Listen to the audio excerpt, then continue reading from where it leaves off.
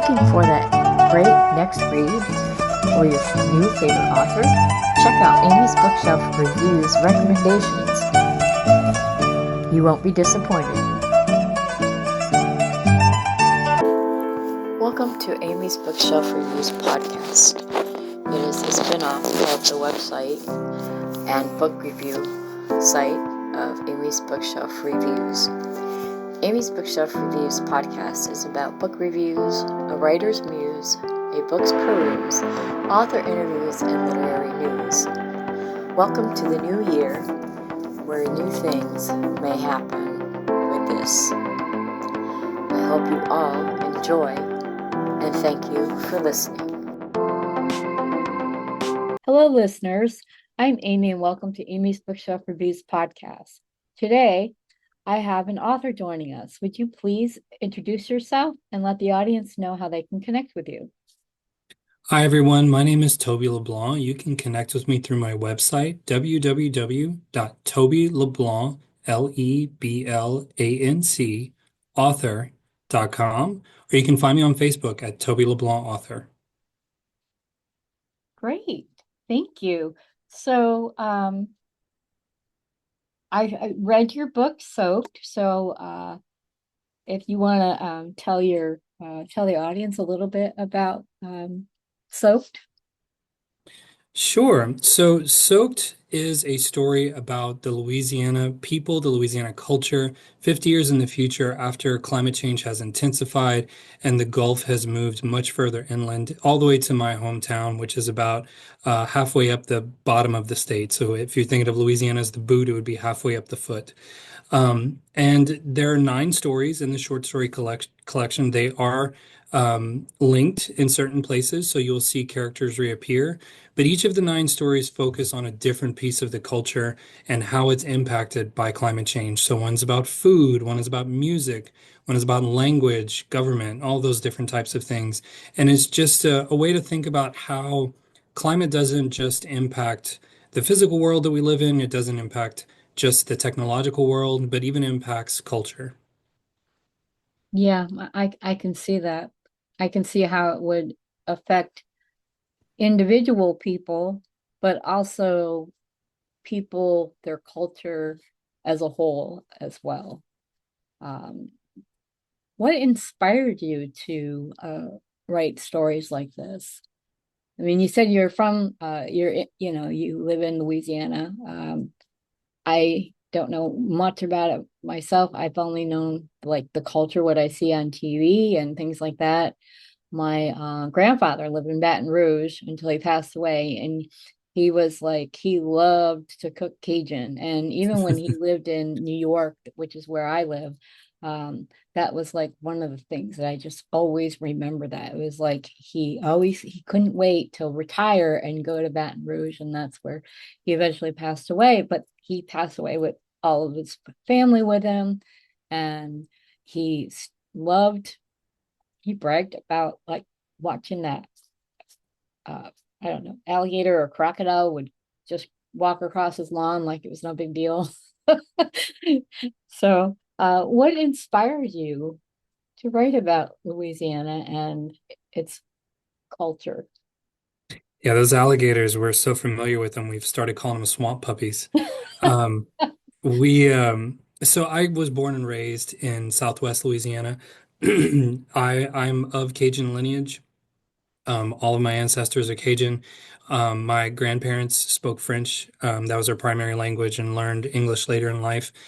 So I grew up very, very immersed in Cajun culture and South Louisiana culture. It is where I spent all of my formative years. But our state is in really great peril as sea level rise continues to happen. Right now, I believe Louisiana loses a football field's worth of land about every 100 minutes. So you can literally watch it, float away into the ocean. We lose it through erosion.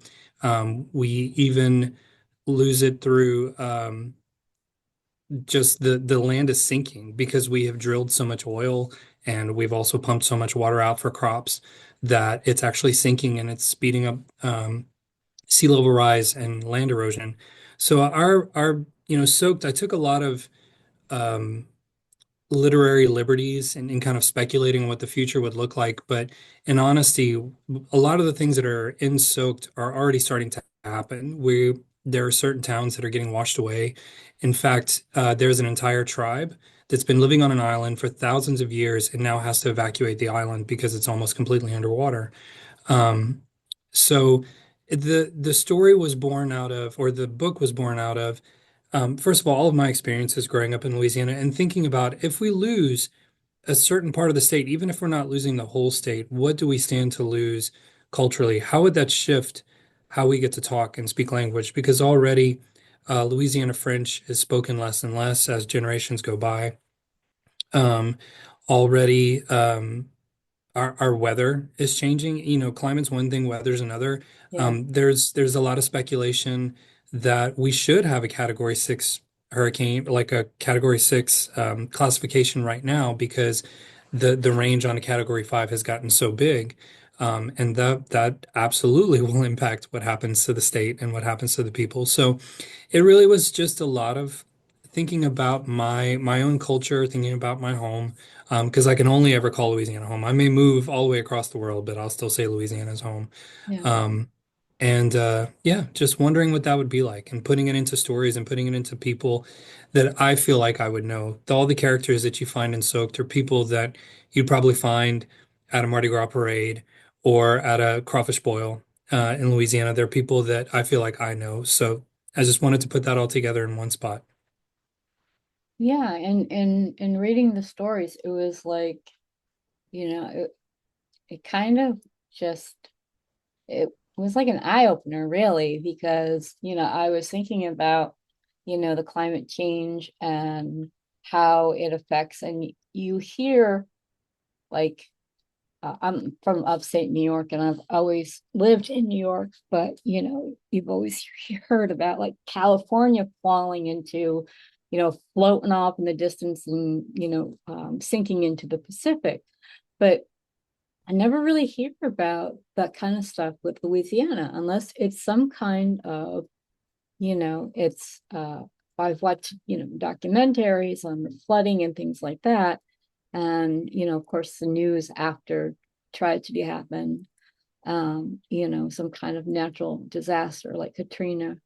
But, you don't really think of it as, oh, Louisiana's going to just disappear one day, even if it's in 1,000 years. That's kind of, um, it's a scary thought too. And then Hmm. I wonder, because I'm a historian and I really into like geological events.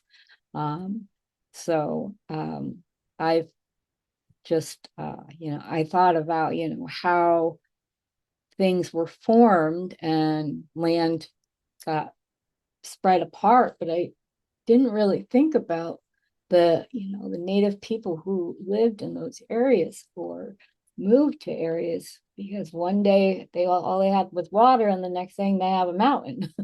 you know Hmm. but thinking about it, just kind of no longer being, um I can just imagine what people thought years ago. Hmm.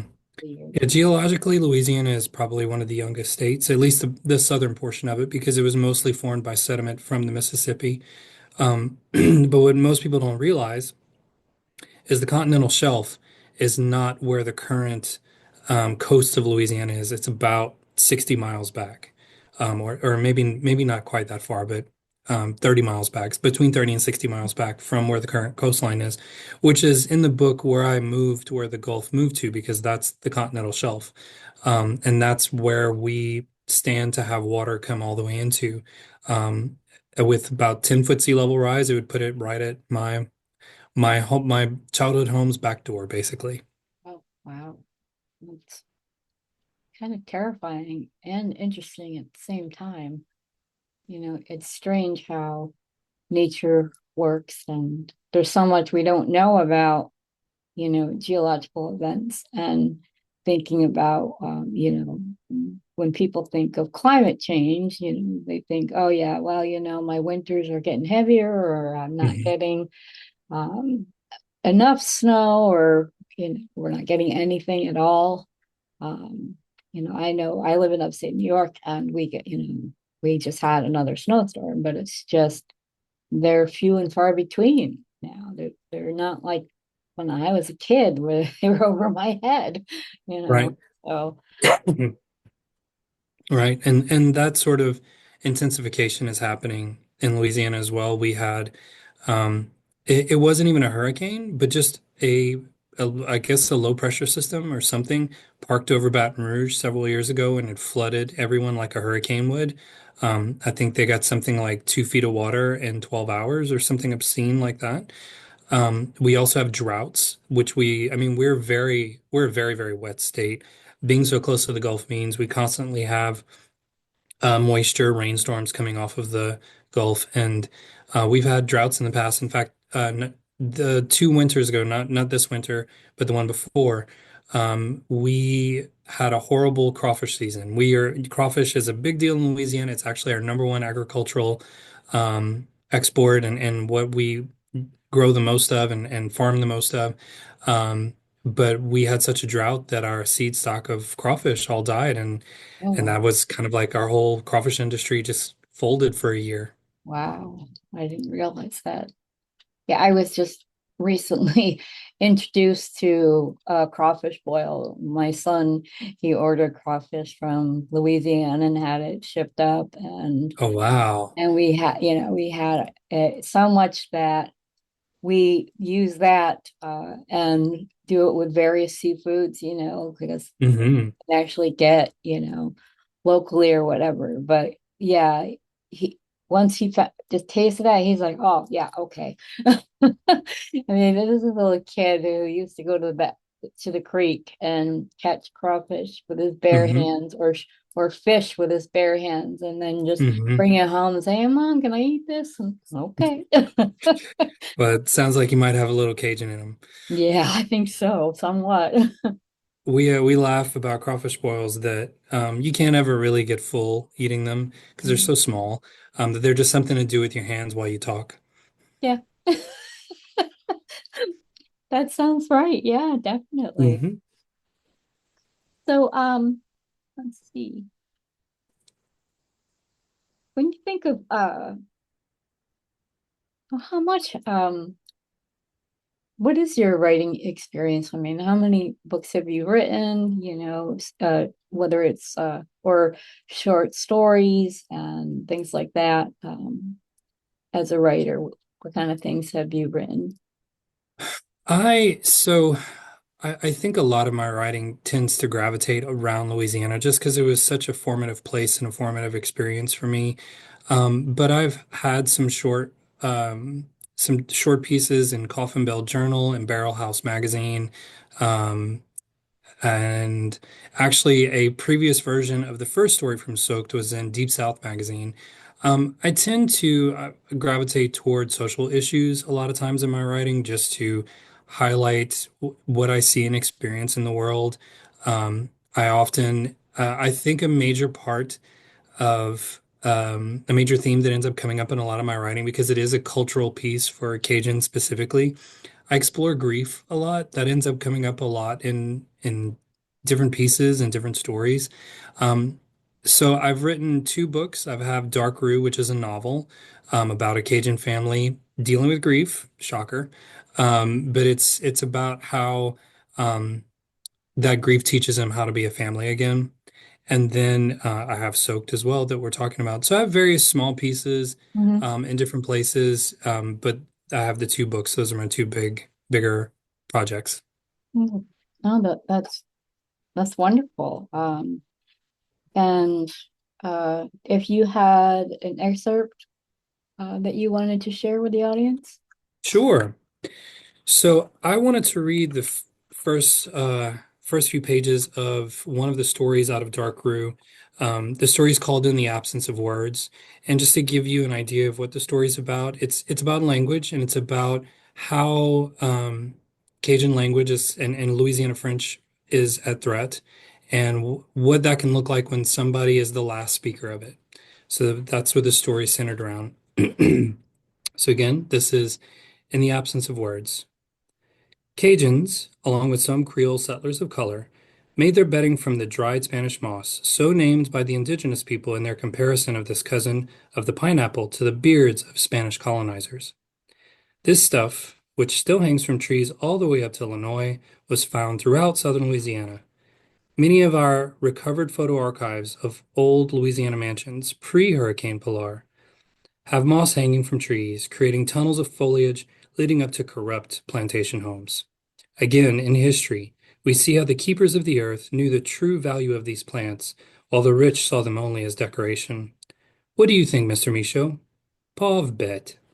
Could not have said it better myself. Come back next week to Cajun Creole in the 21st podcast, a subsidiary of YouTube History USA, and find out more about the Atakapa Ishak. Until then, please subscribe and like us, but more importantly, respect and cherish. Jamil clicks off the mics and smiles at Misho. That was another good one. We can find furniture and bedding advertisers. In fact, I even know a friend in the bamboo bedding business I can call. May that sounds good, yeah. Misho says, beginning a wet, semi-staged cough. That'll be a good thing. He continues to cough out, hoping Jamil won't ask him the same thing as last week. You sure you're not ready to narrate the whole thing? If you're too worried about people understanding you, I can subtitle it. I just think it's disrespectful. Me, I told you, this French ain't like France French. It's hard to translate that. And some Cajun words don't make sense in English. And I told you, Mr. Michaud, I can pop out an algorithm in half an hour that can translate anything.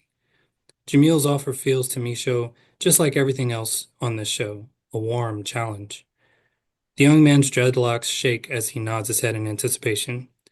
I see how hard you work on this show. You don't need no extra work. Anyway, I don't like being too long for my friends at the hippie house. They give me mizah if I stay out. Jamil chuckles and stands. When Misho stands, he notices for the first time that Jamil is the same height as him, a short 5'6", though Jamil is wider. All right, Mr. Misho, let's get you back to your co-op. Misho feels bad lying. Jamil has done more for him than anyone since Pilar when he was 9. Even at that age, he knew that he'd be left with nothing and no one after they invented a Category 6 just for that storm. When a moment of shared remembrance of the storm happened with someone, he would pantomime the deep loss for them. But for him, it was not for the past, but of a future and lives that never got lived. Jamil makes him feel like there could be a future again. Much of his living is still in the past, in the duck capital of the world, Gaydon, Louisiana. But before the town succumbed to the Gulf, the crawfish in the ponds didn't need to be responsibly formed or organic. Crawfish eat poop, after all. People weren't piled up on top of each other like they tend to be now, and Misho was rich in nature and poor in people. His nearest neighbor, really the only person he could call a neighbor, on one of America's stubbornly unpaved roads, lived 3/4 of a mile away. Misho's parents told him that the people at the end of the road lived there for a reason, and there was no cause to disturb their self-imposed exile. He didn't quite understand what that made him, being he lived second to last on a dirt road to nowhere in 2025. The lack of TV, internet, or phone privileges added to his confusion over who was in exile. The only difference he could see was that his father at least traveled the road enough to kill the grass, while the way to the neighbors was nearly overgrown. On a hot August day that year, a young boy paddled a homemade pirogue, silent as an incoming fog, through the shallow crawfish pond next to Misho's house. Misho thought at first it must be one of the farmers. It was always a treat to see the men working from their little boats. Misho would wave as they passed back and forth until his mother would call him inside to scold him. Seeing another kid who was not one of his 6 adopted siblings was beyond special. The dark-eyed, dark-haired boy peered at him from his flat-bottomed canoe, hidden behind azalea bushes. That was as much of an invitation for conversation as Misho needed. Hi, Misho said 8 times. It started out as a failed whisper and ended as a shout. His feet brought him closer and closer, though he knew they shouldn't. His mother would hear and see, but he didn't care. The stranger, dressed in clothes recycled several times, startled with each hi. On the 8th one, it was the new kid, not his mother, who scolded him. Tais-toi! Michaud smiled widely at the sound of a voice he hadn't heard before, and even wider to hear something other than English. Pooh-yah, you talk a lot. Hi, I'm Misha. I'm adopted. I have six brothers and sisters. What's your name? How many brothers and sisters do you have? The youth lowered his eyes and looked back across the pond, squinting toward an unknown sight. He looked back at Misha. My daddy, he thinks I'm fishing behind my house. I have to go. Because his mother never called him that day, he could watch the new boy paddle away between the orange rings of crawfish traps until he couldn't see him any longer. Misha replays that 50-year-old memory several more times over the week. His co-op roommates check on him as he tends to stare out of the window longer than usual. They likely believe he is thinking about the show and his time with Jamil, the only thing he's ever spoken about for more than 3 seconds. At bedtime, he holds his cup of tea halfway to his mouth, caught between the present and the past. Sometimes the roommates touch his shoulder to rouse him, but when Jamil arrives, hearkening the new episode to be recorded, Misha finds himself solidly in the present. Wow, it's very, very powerful. And it's pretty amazing too. Wow. I think it's it's I find it odd how, but I know it happens with a lot of people, how language changes over the years, and you know, even someone a culture's own version of their own language, it slowly fades as generations, and they I think that, it shouldn't be lost, because it's a part of who people are you know, as a whole, as they have been since, the beginning of whatever. And having these being able, I feel it's like where, people pass down stories to generation, they should pass it down with their language. And of course, stories change as they, you know, get told more and more. And I think we have the um, ability where it's good that we can actually write down the stories, but still that doesn't emphasize on, how we talk or communicate. I'm just one of those people that I'm not. I don't use text shorthand. I type it all hmm out. hmm Just because it's like, okay, I don't know what that means. Uh, some things I do, and I'm like, okay, I just like to be clear on what I am trying to say. Yeah, the language is something that I I don't think I really appreciated how much my world was made by language until I got to be an adult and realized there were some words that in Louisiana French captured my understanding of something better than an English word. And a lot of times there was no English equivalent, or at least if there was an equivalent, it never captured all of the feeling behind it or Right. all of the concepts. Yeah. Um, and one thing I am appreciative of that while Louisiana French is disappearing at an alarming rate, there's still a lot of people working very hard to keep it alive. And the wonderful thing that I love to watch is one of the places that the language is kept alive the most is in the music. Um, Louisiana French is still very alive inside of Cajun and Creole music, Zydeco. Um, and yeah, that's where you'll see it the most. I mean, and it sounds good because it's put to a beat, so it makes Yeah, it everybody can get along with that whenever there's music involved. So I do appreciate that there's so many people working really hard to keep it alive. that is good. And yeah, music is one of those things that um, when you hear it and you enjoy it, it's something that kind of stays with you, or it brings you back to a memory of when you first heard that. I know even dementia patients, when they're played music that they're familiar with, it's something that can, it at least they feel something with the song, even if hmm they can't, talk about it. My dad has dementia. He's in a facility, and when they're always trying to find ways to keep him from being agitated, I tell him to play the kind of music that he likes, Elvis, you know, and of, you know. the Rolling Stones and the Beatles, all the things that Good he, stuff. yeah. Um, and then I tell him every once in a while throw in a Frank Sinatra because that's like mine. So Hmm. when they do that, it's like he has that little bit of memory for the both of us. But I like that. I love songs that also tell a story.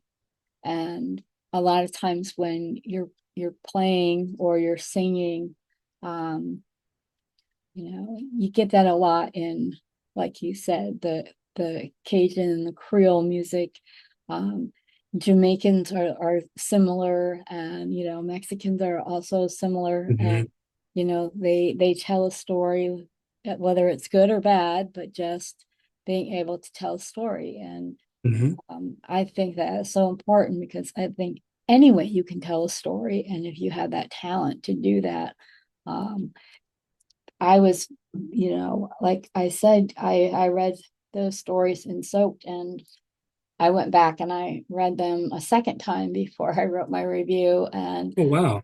I just wanted to. That doesn't happen a lot. Usually, I read a book and I take notes. Sometimes, if it's it feels very like powerful, and I can feel the passion and everything that is um, you behind that, behind the pen, behind the words. And then those are the kind of books that I'll be like, okay, I have to read this again because I love it.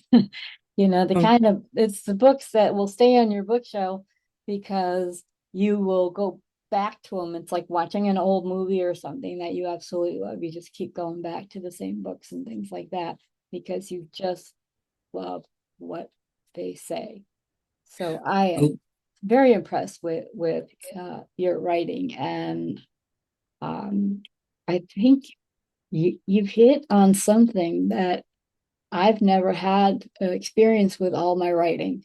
So and my with reading, over since 2014, I've been doing reviews, and I've never read anything like this at all. So I must say that this is pretty amazing. Um, well, thank you. And, I'm so happy to hear that you liked it enough to read it twice. That's wow, that's awesome to hear. yeah, and I can't wait to read the next one now. I'm That, working on it. I'm working on it. yeah, it sounds pretty amazing. I'm very impressed with your writing, and I mean, as an author and a person who reads like millions of books and everything, like I said, that is quite quite unique. So Thank you so much. you're welcome. I just yeah, and just a quick question. I ask this of my guests sometimes. If you could describe yourself in 3 words, what would it be? Ooh, that's a tricky one. First word that comes to mind is curious. Um, I love to explore. I live, thankfully, in a state of wonder a lot. So I'm very curious. I want to learn about people. I want to learn about the world. I want to learn about just about everything. I'm a very curious person.